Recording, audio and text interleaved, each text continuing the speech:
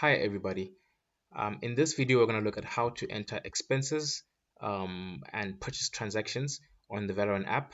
These are transactions that occur between your business and your suppliers or your vendors when you are paying money out to either buy new stock or to pay for an expense such as rent, transport, or whatever you might incur on a day-to-day basis.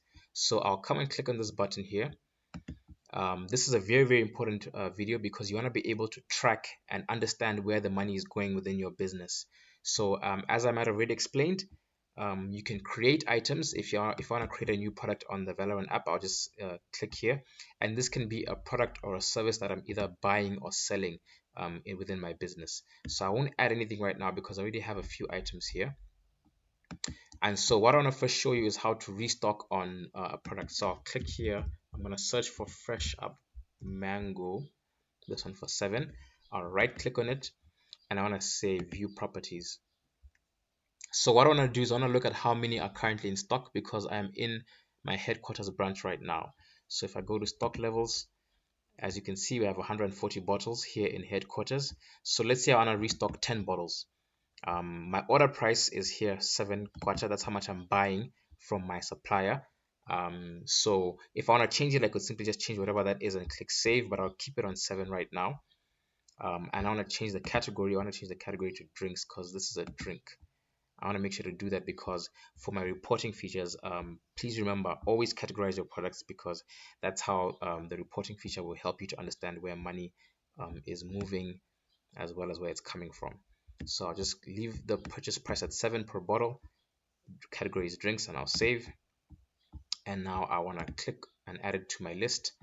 And I'll click here and I'll say change quantity because I am buying 10 bottles. So there we go.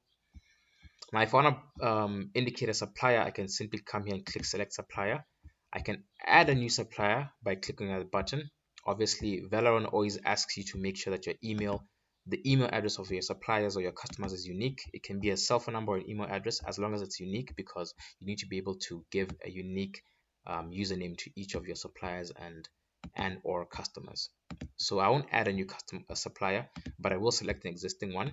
I'll click here and I will search for GRO, my grocery supply store. There we go. So there you can see I've selected my supplier, and now I'm going to click on save purchase. I'll approve the purchase.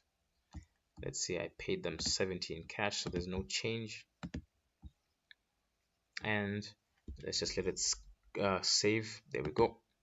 I don't need to make a printout, and we've saved. So as you can see, when everything clears, then that's when you know that the transaction has finished saving. So I can come back again to fresh up mango. I'll right click on it and I'll say view properties. And now I want to look at how the stock levels have gone up since I've entered my restocking. So here, as you can see, now we have 150 because we bought 10 bottles. So 140 plus 10 gives us 150. Now I want to come and now enter an expense which I pay like on a monthly basis or whatever time period. I'm going to look for rent. So here we have rent, it's for 2000. So before I add it, I want to just quickly right click on it. I want to say view properties, and I want to show you something convenient. If you are incurring a particular expense such as salaries or rent, things that you pay for on a monthly basis, you can simply right click and say properties, and then I'll come to this last tab here saying other properties. And from here, what I want to do is I want to say make it an auto monthly purchase. I want to turn that on, and I want to say bill on the 15th. So like on the 15th of every month, so day of the month, Valeron will automatically create a purchase for rent for 2000, and I can select which supplier I want to enter the purchase for automatically. So I can come here and I can say I think I have Zesco or anybody. Basically I can just simply select someone like that and I'll click save, and rent will automatically bill a rent transaction will automatically be billed on the 15th of every month. So that's how you can create an automatic billing or an automatic purchase, whereby if you don't want to have to enter all the time that you have paid for rent, simply come and specify, click this on, select the month, and then you can indicate the customer, and then you just click save and the properties will be saved. So I'll just close this one, and right now I want to enter this expense for rent.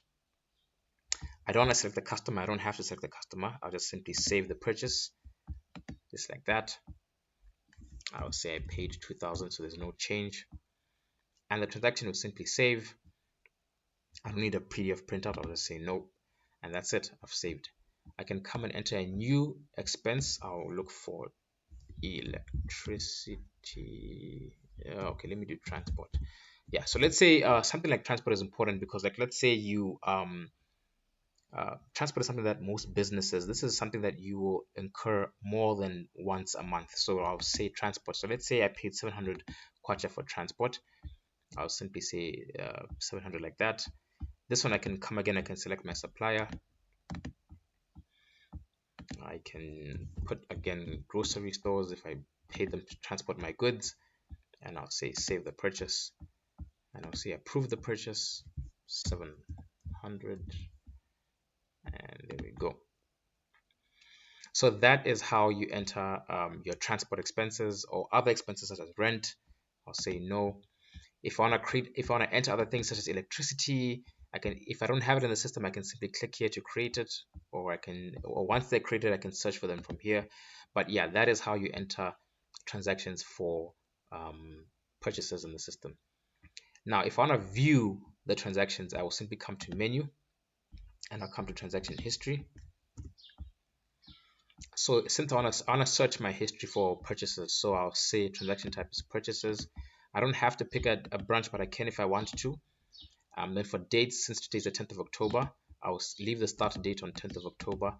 End date, I'll put it on the 11th, and I'll say load summary. And load summary will load for me all my purchase transactions for the particular day. So here, as you can see, I just entered for 700 kwacha. You can see I entered transport to grocery stores. And if I want to do a reversal, I can do that from here. If I want to export, I can do that from here.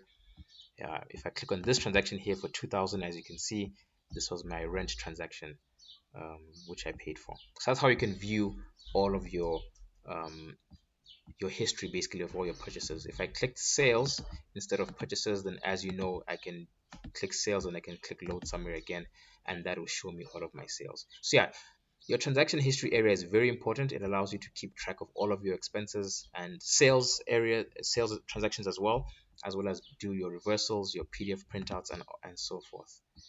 Yeah.